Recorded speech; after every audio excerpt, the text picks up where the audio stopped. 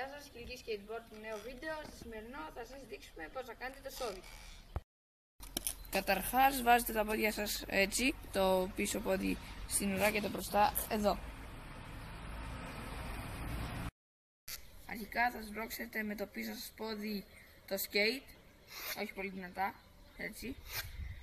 Και μετά θα πηδήξετε ελαφρώς προς τα μπροστά για να το κάνετε land.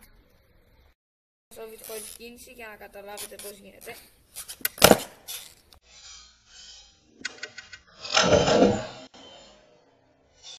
Ένα σόβιτ με κίνηση.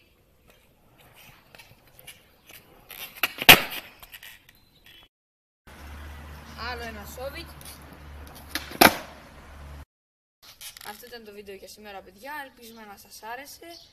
Ένα like, ένα comment για να μας πείτε τι βίντεο θέλετε να συνεχίσουμε να βγάζουμε.